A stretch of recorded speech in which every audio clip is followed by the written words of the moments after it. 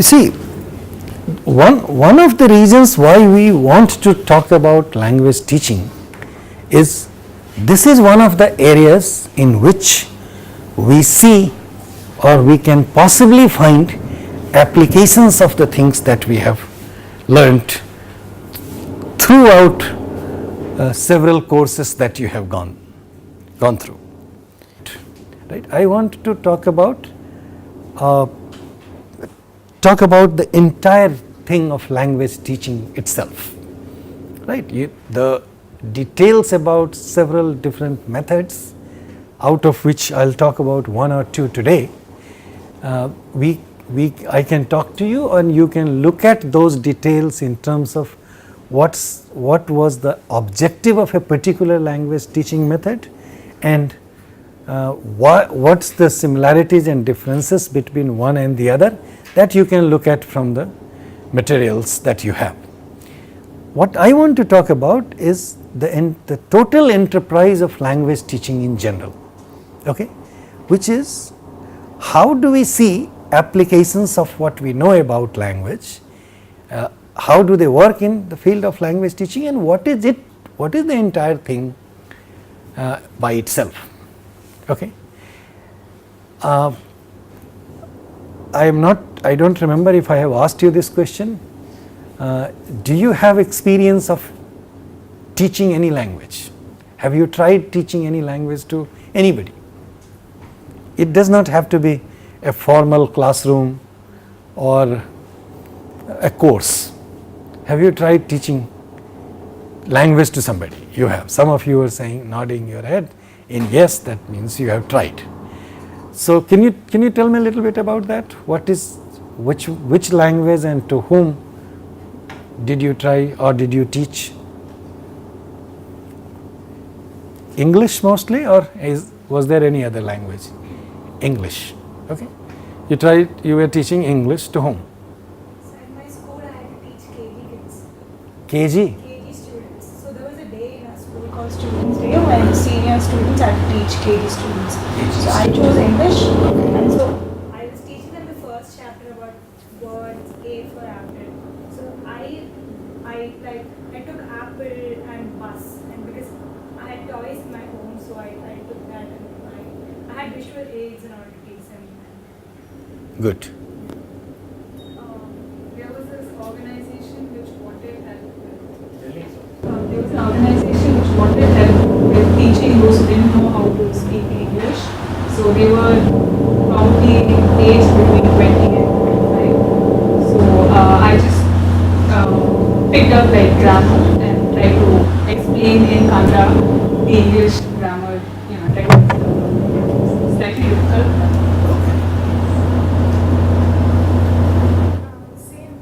Somewhat the same. There were a bunch of girls who were aged between say 16 to 25. Teach them basic English because they were rewriting their 10th standard exams to go into vocational training. So we used to use the local language to make them understand, and they had a basic idea about the letters. But like they knew letters, but they didn't understand how English worked basically. So we worked on the grammar, and we focused a lot on them just passing the course. So I don't think it was too much about teaching them the language, but I think I was halfway there. Okay. Anybody else? No? Sir, I don't think it's specifically language, but I think 2 years back I had to teach these kids. We were making modules for underprivileged children. So one of them was English making modules. So before we made them, we had to go to these government schools, and we had to work for 2 to 3 weeks with them, and we had to basically teach them particular phrases rather than alphabets. So they would ask us, how do I say a particular thing in Tamil, like good morning or hello, and we would tell them how to say it in English. We come back to that good morning part. By the way, how do we say good morning in Tamil? Not specifically good morning. Kaalai vanakkam. We do. Kaalai vanakkam is good morning. Is it something that people usually say to each other? In It's very formal, sir. So very formal, right? In news channels or when you're going to villages, they say Kale.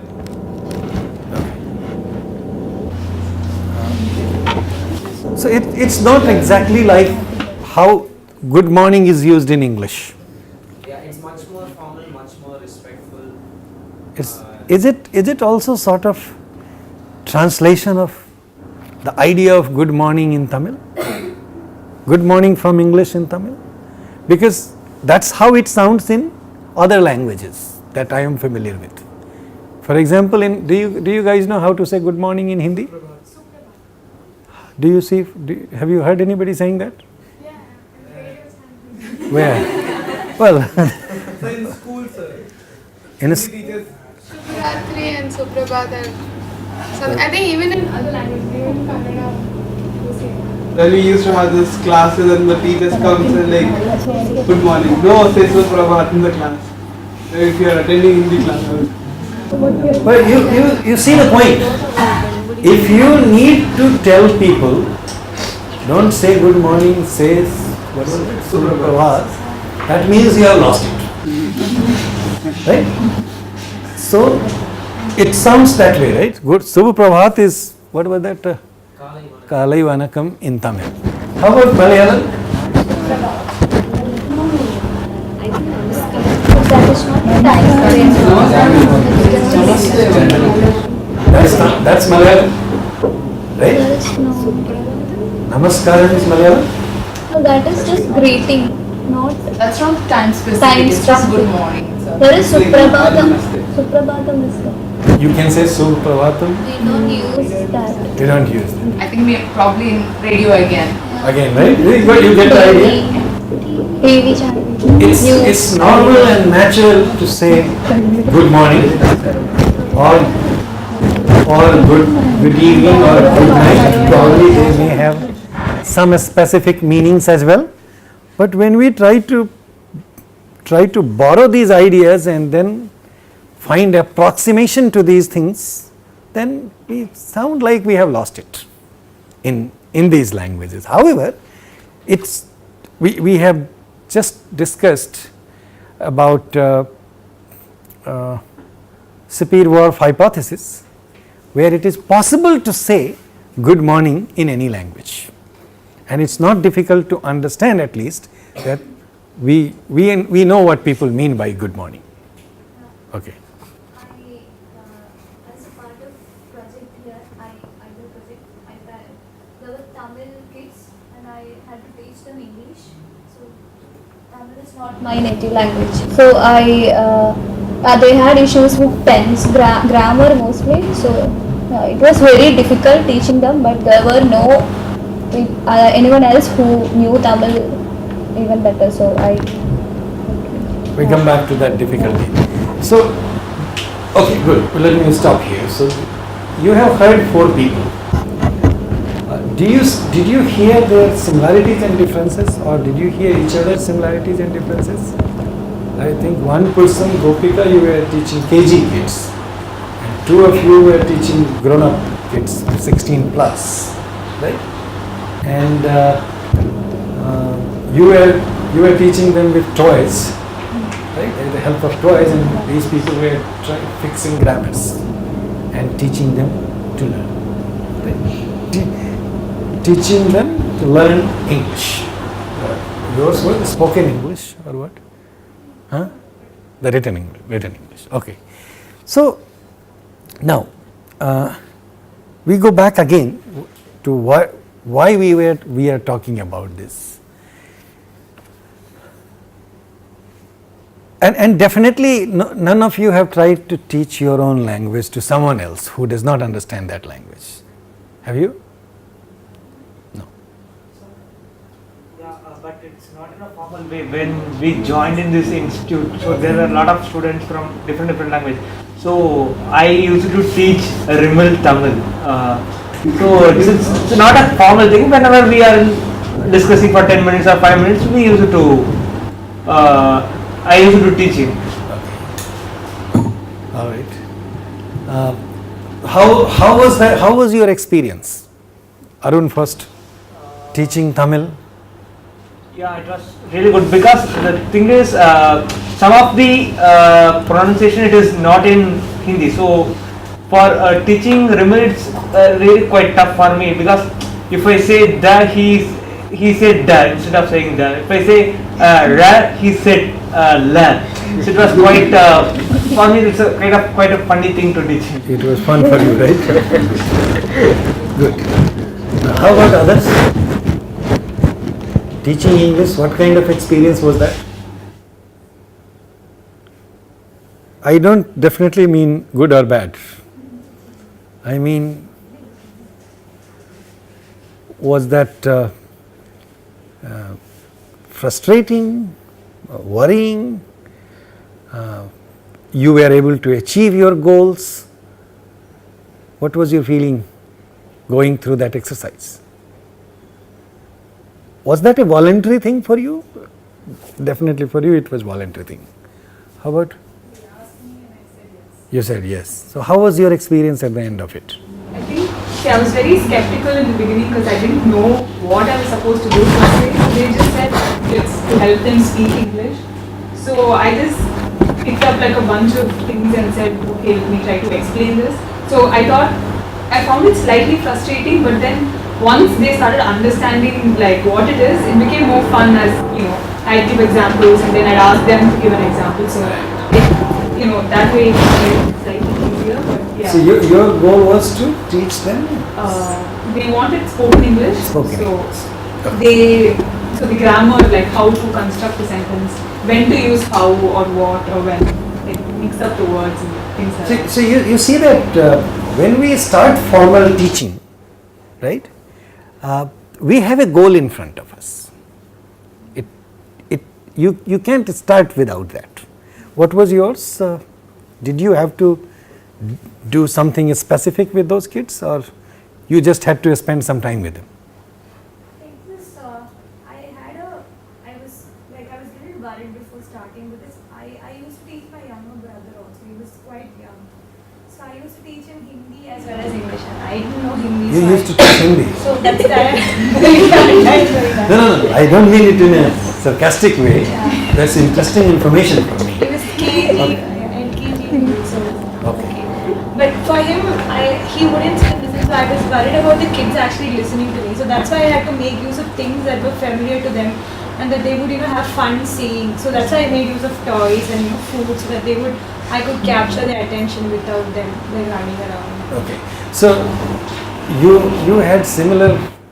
you had already exercised similar things with your brother, is that what you are saying, which you brought in the classroom? So you did not have to use toys. I just used PowerPoint. You used PowerPoint. What? So you see, the goal is one part, where whether you know or not what you want to do in a particular formal setting while teaching a language, that's one part. The other part is this method, where her job, or probably one of the goals in her teaching, was to retain attention of those kids, and the outcome with the language was secondary. If you retained their attention in the class for some time and then did anything with those toys, even if you made them say bus, that was kind of an outcome for that teaching. You used PowerPoint because you thought, or it was in the back of your mind or the back of the entire plan of those who asked you to teach or your own method, that you don't need something like bus or a toy in your classroom. Why do we not use toys or anything else in the classroom of grown-up people? Any idea? I think we just think that it's going to look silly. It's going to look silly? Okay, very nice. It is connected with the idea why we don't use rhymes in classes where, or do we? I am not familiar with it. If we are teaching 12 plus kids English, do we use rhymes? No. right? Understand this? It's the same thing. It's not really about silly. It's about making certain assumptions about the maturity of that group. Therefore, going all the way straight to PowerPoint presentation. Okay? So, we are talking about goal, method and the target group with the examples from your experience, right? So and if you heard each other carefully, then you heard that whether you were teaching KG kids or grown up people, all of you were anxious in the beginning. You didn't know what to do. Was that true? You didn't know what to do, where to start, right? And once you started, then things kind of started going. You knew what you were doing, right? When you stopped, did you stop abruptly or did you meet your goals? Did you help them speak English? Two of you first. I didn't exactly finish it entirely because this whole process was slightly frustrating because the goal wasn't to teach them the language per se. It was just what do they need to pass this exam. It was almost at one extent rote learning happening, where like if this thing comes up, this is how you tackle a certain subject or like a certain kind of exercise within the question paper. So we kind of had, I did this, somebody else took over. We had exams of our own. So I wouldn't say the goal was achieved. And I wouldn't say learning actually happened because it was mostly just ways to tackle the exam and not necessarily, I don't think they actually understood everything. We didn't have the time to start from the scratch and like explain everything to them because their exams were coming up. Okay. Well, it happens in general, and I'm going to talk about a couple of other things as well in the context of language teaching. It happens in general that if your goal is to pass the exam, then you cannot have other goals mixed with it. That is,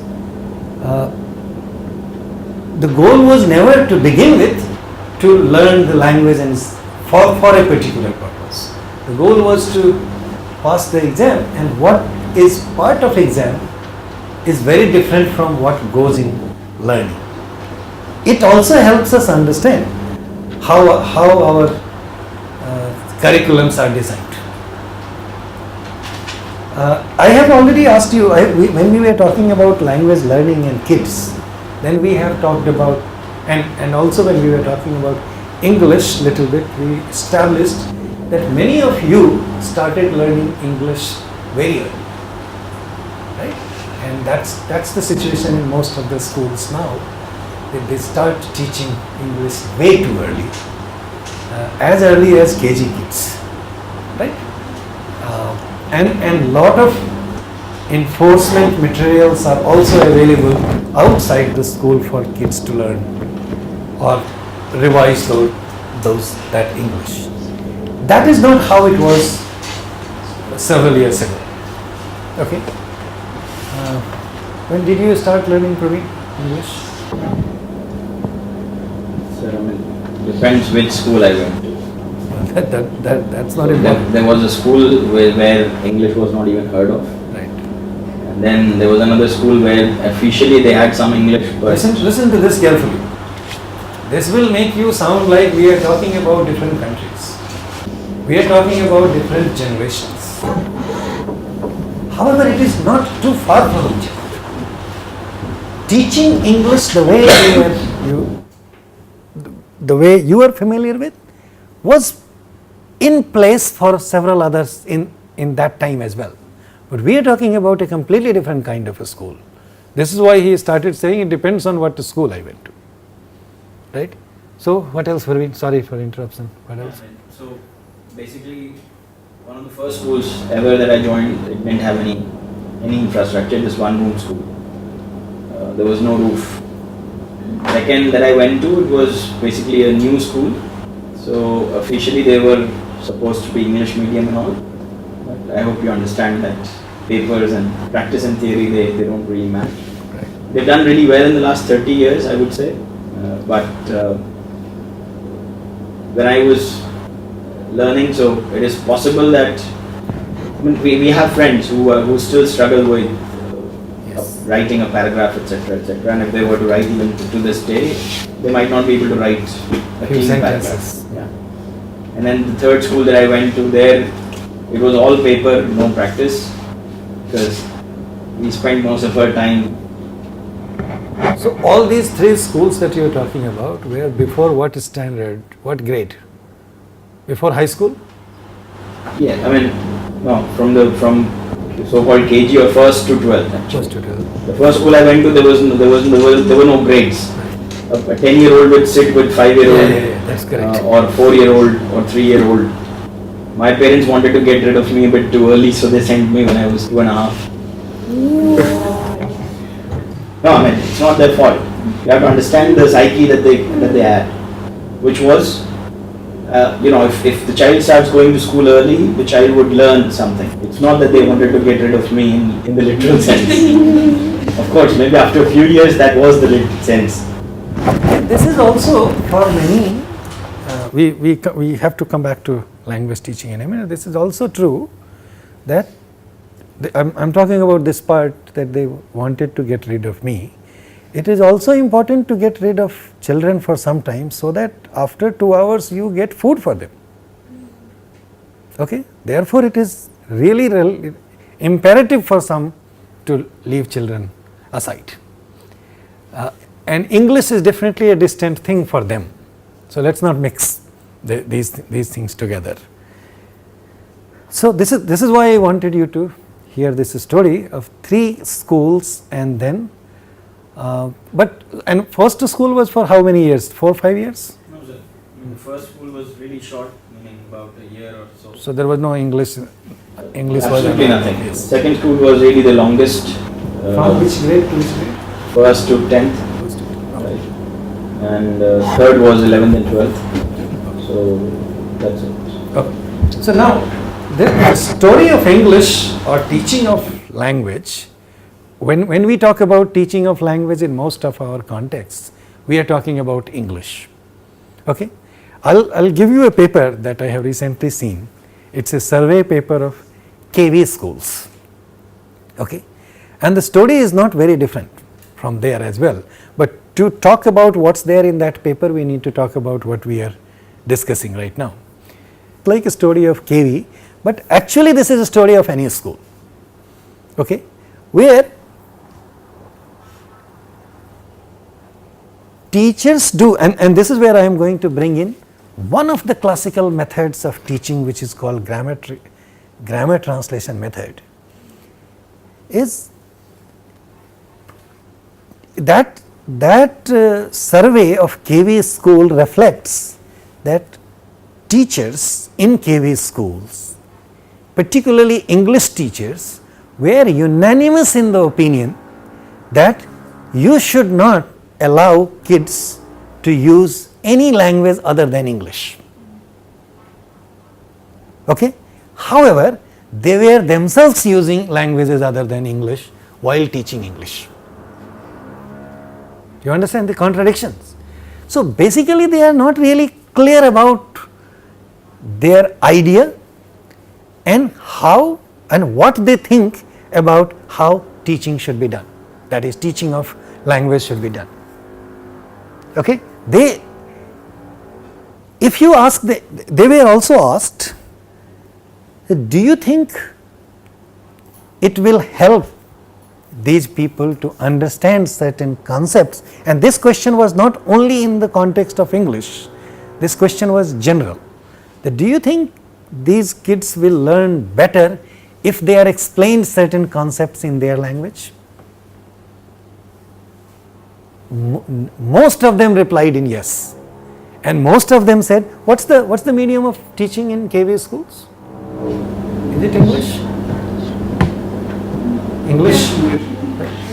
So most of them So I'm still substantiating my previous point that I made. Most of them said yes, and we do use Tamil and Malayalam, because the survey was done here. We do use Tamil and Malayalam to explain to explain several complex ideas and concepts to these kids. We go back. We do that in Tamil. But when they were asked, why can you not use Tamil to help these people learn English, they said this is just not possible. How can you do that?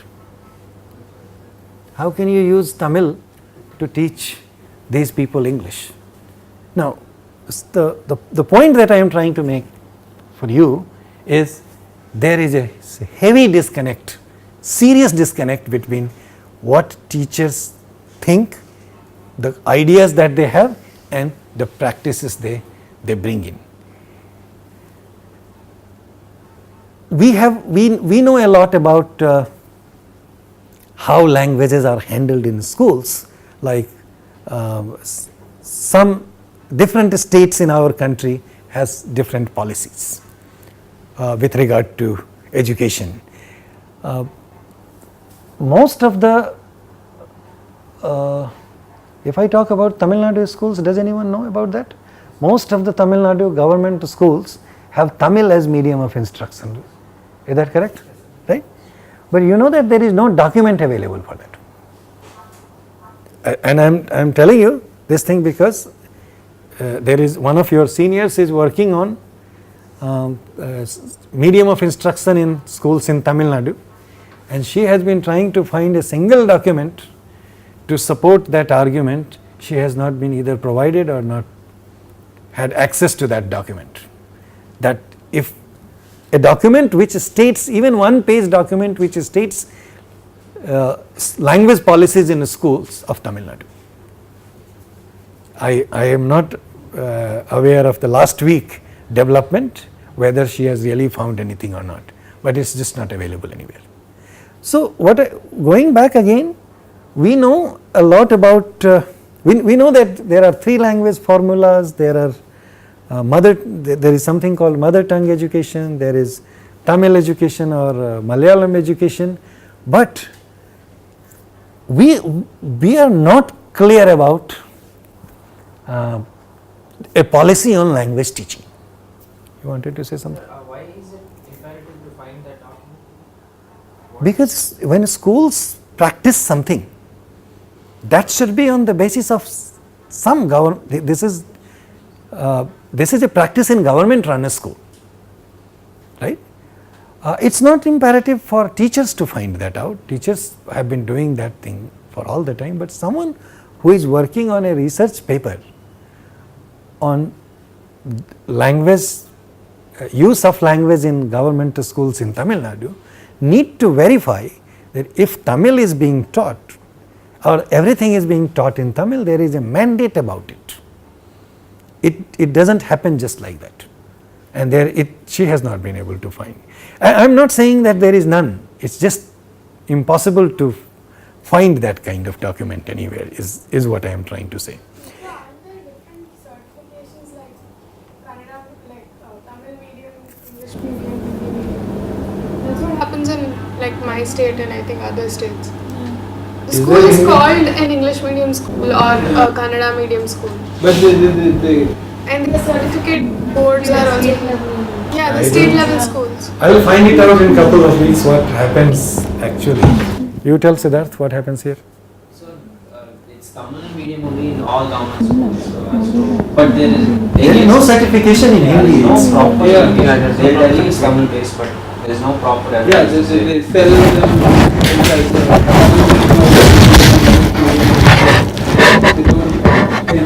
My board mein they have only subjects, right? Mark sheet.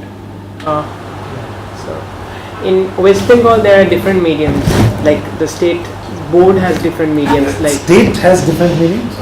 like Nepali mediums, Nepalese, then Hindi, then Santali. I don't know about it, but these two I have. And Bangla. Bangla and English also. English mediums, like the questions and I mean for different subjects as well. Like, but I think in Tamil Nadu in particular, other languages like English is taught, but there is no English medium school. So I'm not very sure, but in these days, the Tamil Nadu government, they are starting schools, state board schools, government schools. They are starting English medium schools, but I'm not sure whether they have a proper document kind of thing or not. But in these days, I have seen many schools. They are telling that this is Tamil medium school, this is English medium school, in government school level. Then there must be something in policy of that sort. So basically, you are saying there are government-run English medium schools. Yes. Since long? No, not very long.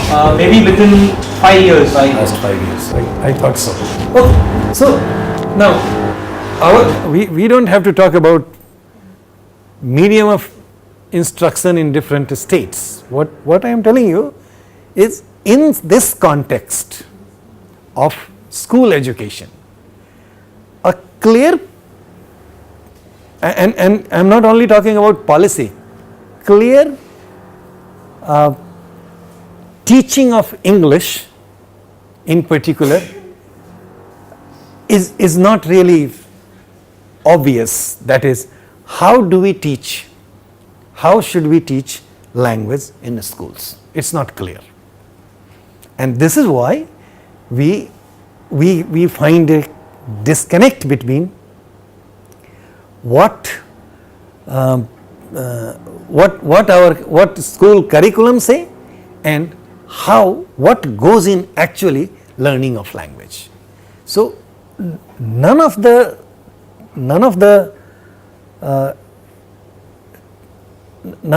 schools or none of the language teaching systems in our formal education is supported by what goes in language learning at all. Is the point that I am trying to make with you. Is this clear to you? You understand this thing? The goal is not in, for example, we talked about English teaching in schools. The goal of English teaching in schools is not to make someone speak English.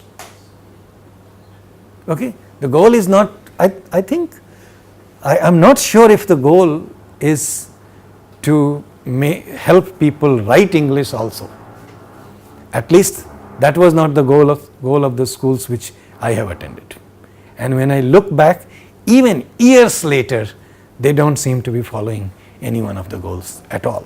And therefore, several things that emerged out of survey from KVA schools still demonstrate, if they don't support, demonstrate similar arguments, similar assumptions made about teaching in schools. Now, let's go back to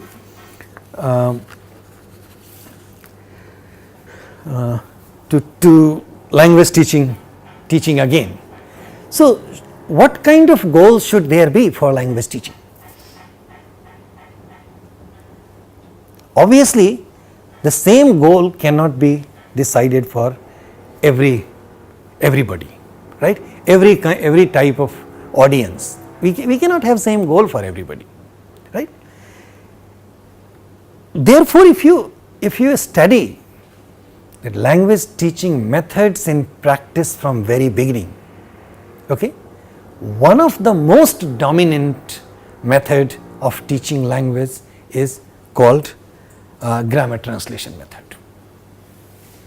This is also one of the method which has been extensively criticized. Okay, extensively criticized. Each of the subsequent proposals for teaching language has criticized grammar translation method, but this is one such method which has never been completely removed from the way language is really taught. Okay, because this is, and again I'll relate it to why I asked you about your experience of language teaching. What you are not about KV kids with the toys that you were discussing, but those two, what they are saying is actually reflections of grammar translation method. Okay, so how did you, now let me ask you one more thing, and this is not a quiz for you. You have already substantiated that your goal was to teach them pass exams, and so you were teaching certain grammatical patterns. Definitely that is part of grammar translation method. When you said that I didn't know what to do and it was frustrating to begin with, how did you start and what was frustrating? So I talked to the organizers and asked them what exactly they want from me and what is it that the students are looking for. So they said, teach them whatever will help them to speak basic English. So that was difficult for me. I mean, what do you define as basic English? Are you talking about salutations? Are you talking about just being able to talk to a shopkeeper? I mean, what is it? Or is it differentiating between words like what and how and when? So I decided that I'll go with basic. Something which I thought would be basic is like teaching tenses and differentiating between different question type sentences. So I mean, they gave me 2 classes, so I could just do very little. So that I just wanted to make sure that they would understand the difference between different kinds of sentences and tenses. That was my. So going to types of sentences, right? And what were the other one? Different types of sentences and tenses. And trying to help them learn distinction between different types of tenses is again part of what we call what is called classical method or grammar translation method. And also the reason why it is called classical method, because this has been in practice since such a long time. Okay, it will make more sense in the context of both communicative method of language teaching, that is when we talk about communicative method of language teaching, and what Steve Krashen has to talk about, that is called input hypothesis in language teaching. Then you see how grammar translation method has been, what the goals of grammar translation method was, and why and how grammar translation method was criticized. But take it as given for the time being that it has been criticized but has not been removed. Until now, we get to grammar translation method whenever it comes to teaching language. Some of you have explained to me what was done in your classes of French and German. Remember in earlier few classes, some of you have explained that to me. Those were the examples where with effort and purposely grammar translation method is not being brought in. Okay, for example, if I remember from your descriptions, you were not allowed, you were not, from the day one you started using French or German. Is that, was that correct or not correct? Using French texts, but we always used to translate it to English. So English was still used. There's a lot of grammar involved. Hardly any conversational language. It was grammar because you. But we learned how to say our name. No. We didn't start with grammar. We started with how to say our name, place, greetings. But then when we get to conjugation, That was later, right? The second year. yeah, I'm confusing it with my 11th and 12th. Leave your 11th and 12th aside. You were saying some, Tanima? Where I learned German, there we had to use German from day one, and we would be given some sentences and using the context, like it could be used in different contexts, and then we have to decipher what that actually means. But we could not use English ever in the class. So we had to, whatever context or everything, we had to say everything in German. So that was our way of learning German. Even if you could not say anything. Even if we could. This is, do you know what this method is called? This is the one of the names used for this is called immersion method. Okay, so from the first day you are not allowed to use anything other than that the target language. And okay, so without going into the details of your German and French classes, what you are saying is it was at some point or the other grammar and translation was brought in describing conjugations and other things. In fact, I find it unfair. I find criticism to translation method unfair, because eventually we go back to that. All methods, whether it is designed in communicative fashion, whether it is designed in immersion method, eventually they go back to that. Okay, this also I will discuss little later. But so let me go back to the very fundamental point. What are the goals of language? What should be the goal of language teaching anyway? Why do we want to learn language? All these things that we are talking about, what method and what works and what would not work, this works only after we establish why we want to learn. Right? How we learn comes only when we know why we want to learn. So why do we want to learn language to begin with? Well, we already know the language to communicate. No? We have talked about first language and second language acquisitions. Now we are talking about language learning in a systematic way in classroom. Only then we talk about methods, right? That what kind of method we use to teach. There is no communication method and grammar translation method in first language acquisition. Understand this thing? There is no method. We don't. There is no point of discussion of first language. Methods in first language acquisition. We can talk about second language if it is taught in a classroom situation.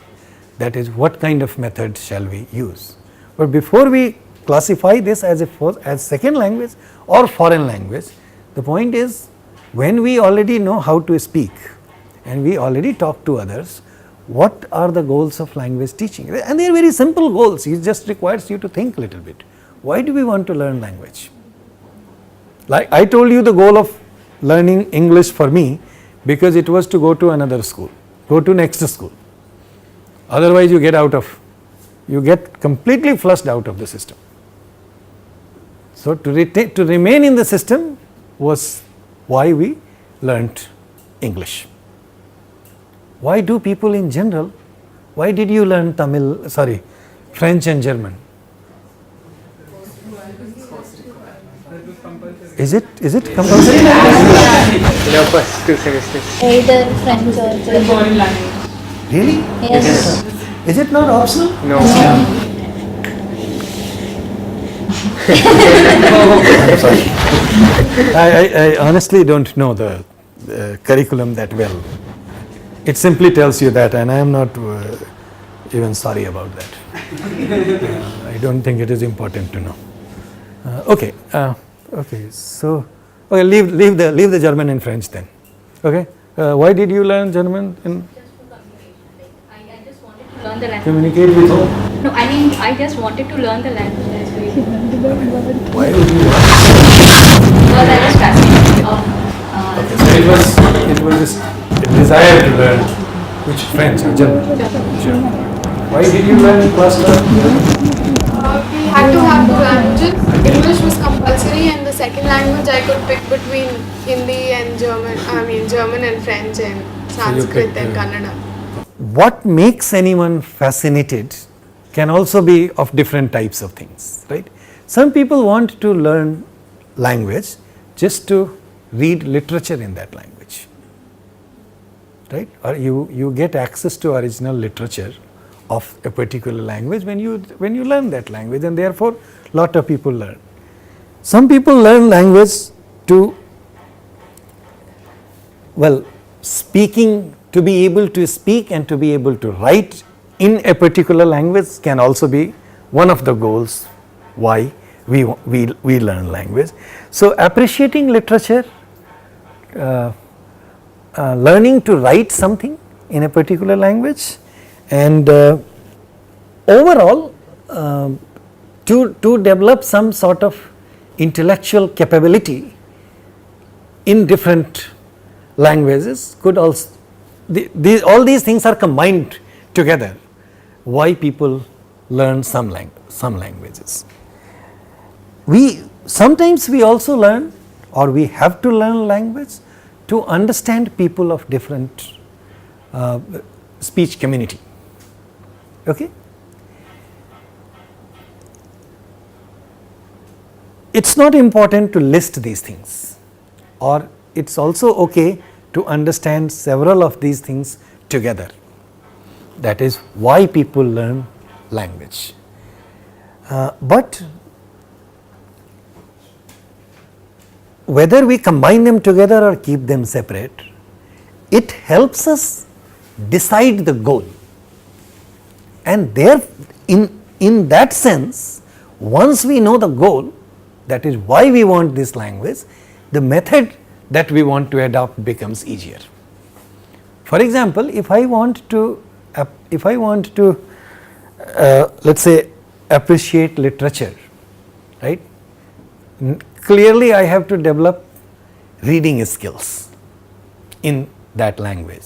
So it really would not matter whether I have detailed communicative tools to talk to people effectively in that language or not. It won't matter. Okay? And you shouldn't be surprised. I can give you examples that most of the big time scholars, well, if not most, many, definitely big time scholars of classical languages like Sanskrit in the West can't read fluently or speak the language fluently. Praveen, you meet with several of them time to time. Is that true or not? The Western scholars of Sanskrit. All the ones that I've ever met, they have been phenoms. They can speak. They actually speak. They speak. Well, then you have met with only some of them. Most of them, not most of them, I don't want to give you confusing scenario. Many of them can't read fluently the language. And I am not presenting this to you in a sense that I am blaming them. Their goal is to, they have had several dictionaries on their desks to be able to read one page in Sanskrit. I think that's what a lot of scholarship is about. But that's fine. You have a language for specific purposes. Absolutely. So if that purpose is solved or resolved, then I don't think there is a need for them to look beyond. Absolutely, that's the precise point that I am making. That it's not that it makes them any less of a scholar of what they do, but the fact that they are unable to speak the language fluently is because the goal itself was not there to begin with. So, but I have the same problem in foreign language learning that we've done so far. I mean, even though we learned the basic phrases in French, after a point, like I've done 3 years of French now, and I still know a lot more about the kind of articles that they have and the conjugations and the tenses. Not enough words, not enough vocabulary, not enough conversation. And essentially foreign language is made such that you can communicate, right? What is the need for us to learn so much grammar there? I don't see the point. To understand classical text. At one point, I don't think I can read any better or speak any better. I just know a lot of their. I don't need to know the kind of art they have. Articles like dative and possessive and all of those things. That's pointless. Have you read text in French? Yeah. A novel or a book?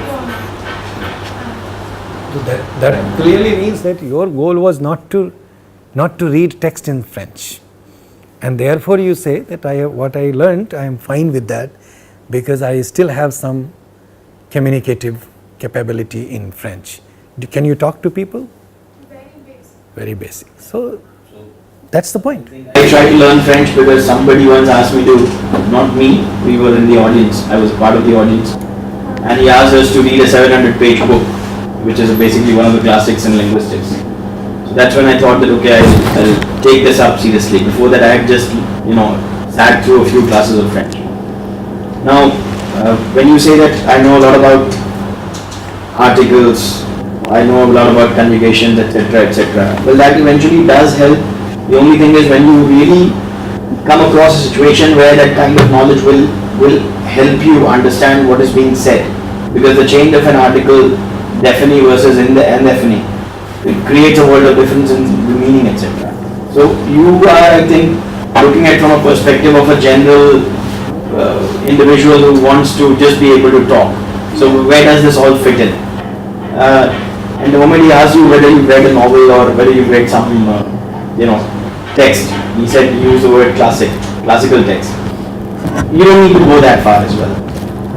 You need to ask yourself, what is it that I had wanted, what was my goal, and whether, given the vocabulary level, given the level of grammar, etc., because a lot of us, I assure you, because English is nothing but, those of you who can speak English, you can easily guess almost 40 to 50% of French words, because ultimately English has borrowed from French, right? Now, because I know a lot of vocabulary in French, does it really make me a good speaker? Can I comprehend it if it is written? Let's say listening would be a problem, okay? But reading, I know what the vocabulary means, but then I cannot make up or add up the parts to form one sentential meaning. I think that's where it is important that you know how certain phrases are put together or what grammar is. It is in this sense that grammar is important.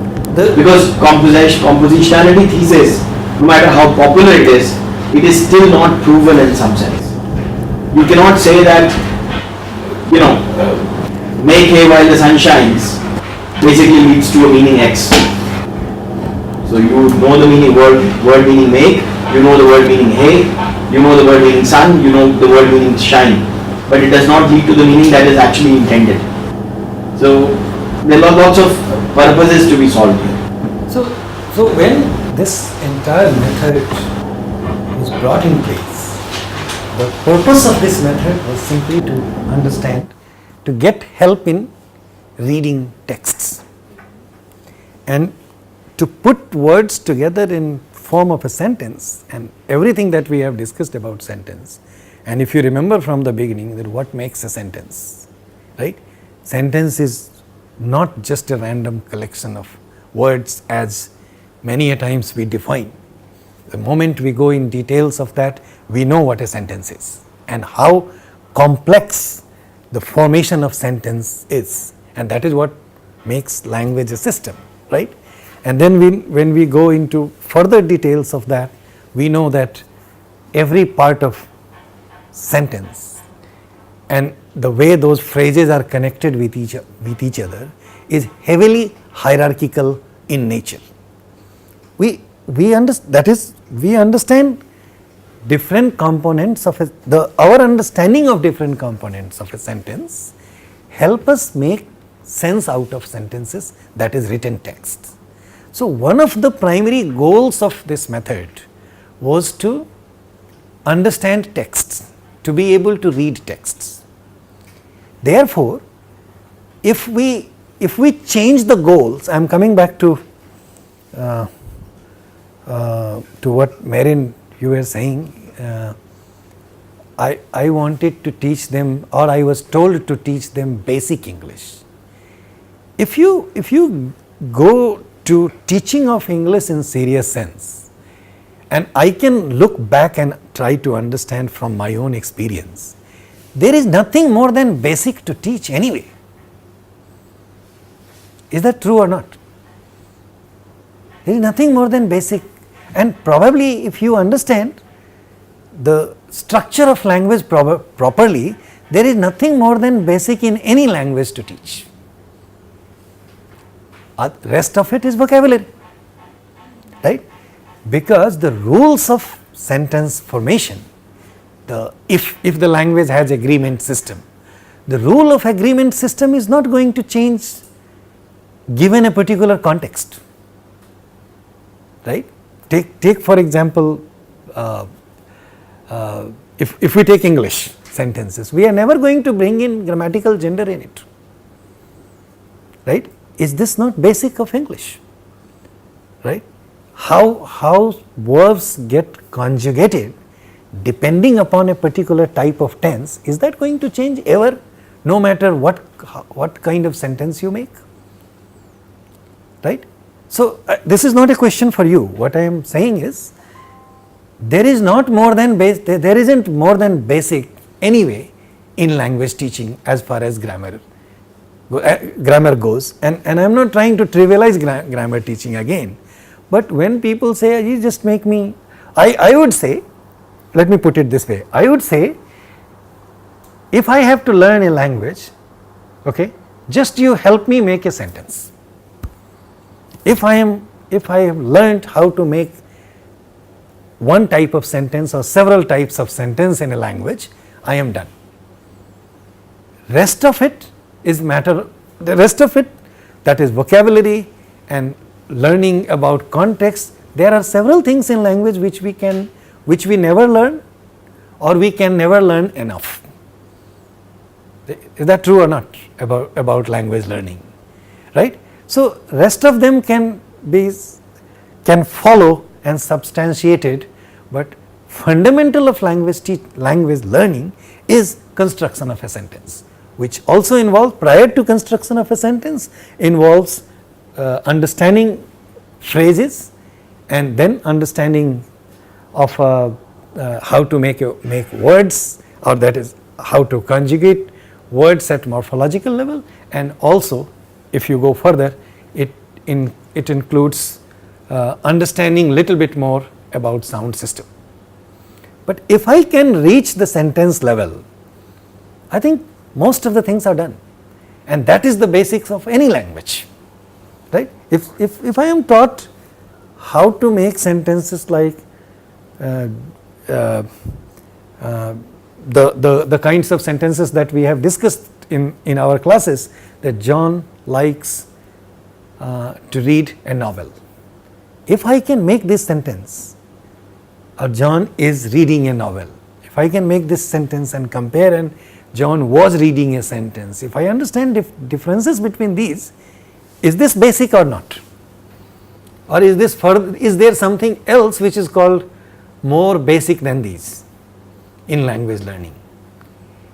That is one of the things that we need to look at when it comes to fundamentals and basics of language teaching.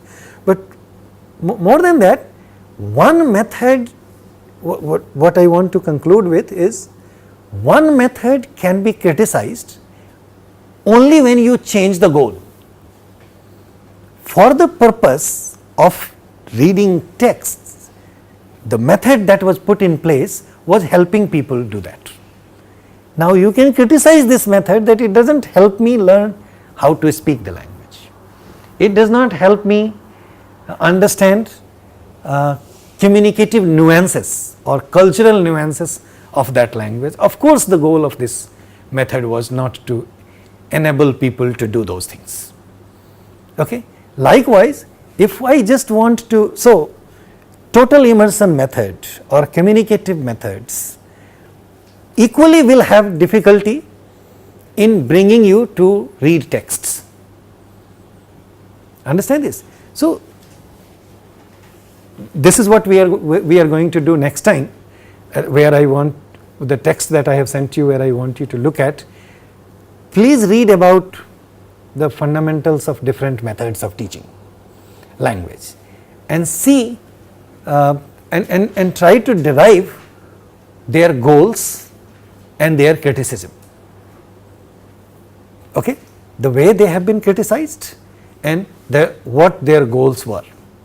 You will understand which was historically, which method was in place for what purpose.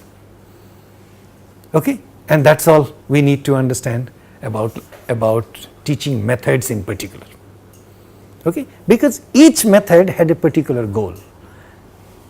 They were sort of successful in meeting those goals. They were not meeting the goals of another purpose, goals of learning language for some other purpose.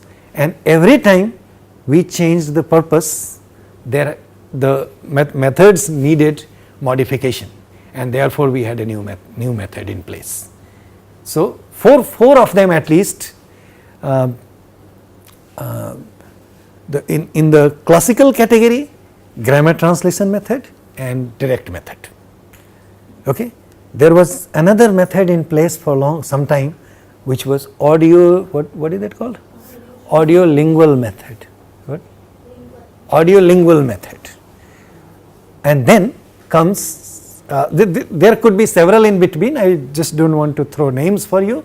Then the two of them in particular, communicative method of language teaching and input hypothesis for language learning. Just these 4-5 things you need to look at to understand their review. You will understand a comprehensive review of language teaching methods if you pay attention to their goals and what changes were made when goals were changed. You will get to know that. Thank you.